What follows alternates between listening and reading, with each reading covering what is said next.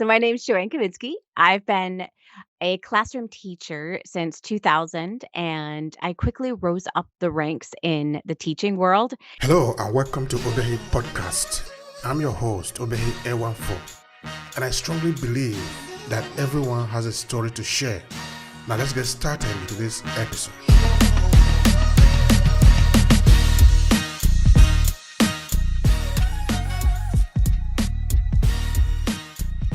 I became a reading curriculum coordinator. I trained teachers all over the country for the reading program that we taught. And I ended up leaving the classroom because of the politics and everything that was going on inside of the school system. And I was looking for something where I would be able to teach from home and be able to still be present with my own kids. And so I started this entire journey of really becoming an entrepreneur and trying to figure out my way through that whole process and what that looked like. And I actually failed at 5 businesses before I ended up really landing on online tutoring as my go-to stream of income, and, from there, after I became successful, I booked all of my hours, in the first 2 years.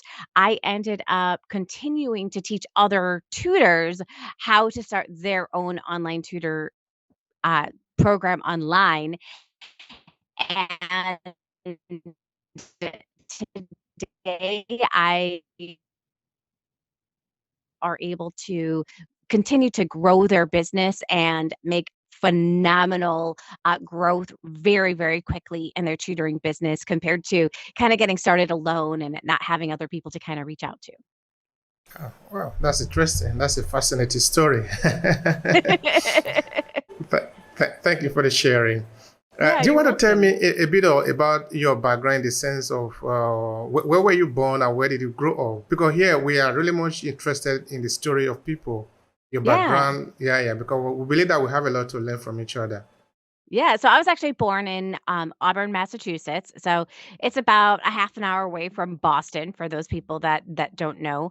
And I grew up in a family that was we didn't have a lot. It was very we had low income. Um, Both my parents needed to work in order to be able to take care of us. And um, really, I was kind of left with my brother to kind of raise me because my parents were both always working to try to make enough money to be able to raise us. And I even remember as like a really young child, um, just always this fear around money that they had because there was such a lack of it inside of our lives, and really just the kind of pain and sorrow that it caused for them in their lives, and it led to health issues for them as well. It led to um, manic depression. One of my parents actually committed suicide because of this whole entire like lack of that fear of not being able to So provide sorry for about their that. family. Yeah, yeah, I got to see, but at the same time, it's also a blessing to see that our time here is limited, right? And we really need to make the most of the time that we have, and to spend your time like sitting in fear and worry and anxiety is not the life that we want to have, right? Like there's so much more out there, and that we have so much control over the things that we do and the choices that we make. We can either let life make the decisions for us, or we can take the bull by the reins and we can say, "Hey, this is what I'm looking for. This is what excites me. This is how I can help people. This is how I can add value." And we can wake up with complete joy and satisfaction every single day. Yeah, you are right. You're right about that. And that takes us to maybe the kind of education that we even get, because now many people are just in the bubble, no? Nobody try Yeah. to really go down to the fundamentals, to the thing that really matters in life. Yeah, I know a lot of things do matter, but there are some essential things that you really need to focus on instead of just remaining in the bubble and try to concentrate on things that might not necessarily be the real thing at the end of the day. So I Yeah. don't know if education have a role to play here, because of course you are coming from that background. I actually had a fear of education. I remember my dad and my brother. both had to stay back in 4th grade, and I had a fear of 4th grade. So, I made sure that I was glued to the books so that I could do the best that I could. I struggled with reading, growing up, and nobody knew that I had really a problem with reading. I was able to kind of hide it. I got a little bit of help as soon as I got into, like, 6th grade with my own reading. And, the teacher ended up talking to my mom, and she said, "Hey, she's really struggling with reading, why don't you sit down with her each night and read with her?" And it was the most incredible experience I had ever had because my parents had never sat down and read with me before.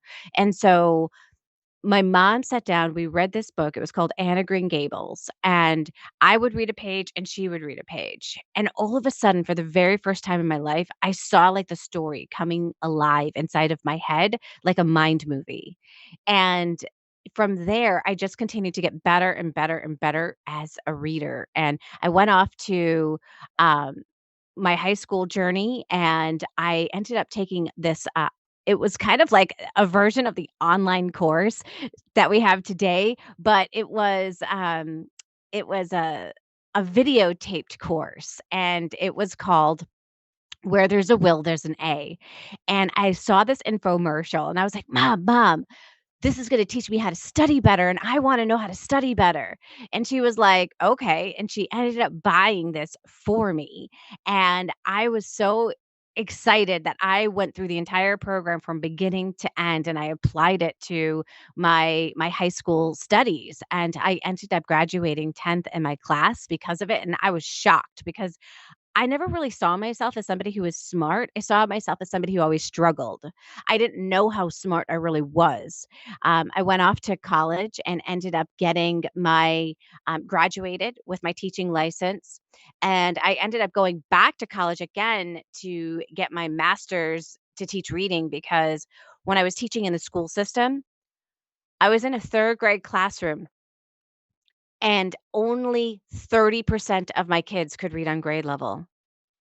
And it just motivated me. I'm like, "Why do kids struggle so much?" I remember I struggled with reading. I remember that, you know, I don't really know how I got better at reading. I know that my mom sat down with me just like the teacher told her to, those kinds of things, but I don't really remember how I got better.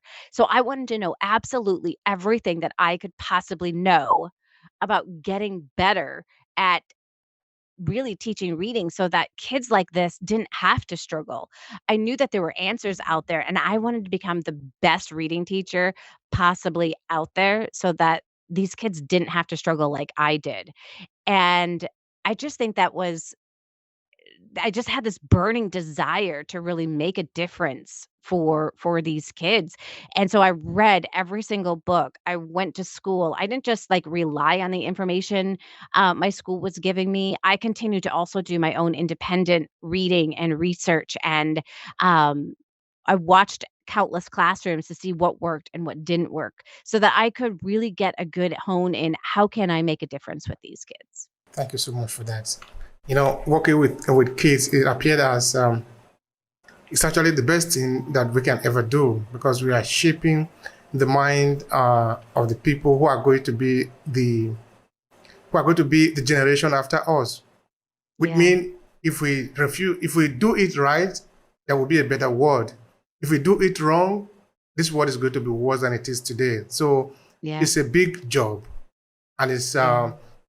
it's a noble job too. Well, thank All you. right. Now, in terms of shaping your personality, shaping who you are, because today, of course, just now we'll be talking about what you do today, because I think you are still teaching, because now you Yes. are teaching online rather than maybe teaching in the classroom. Anyway, we are coming to that just now.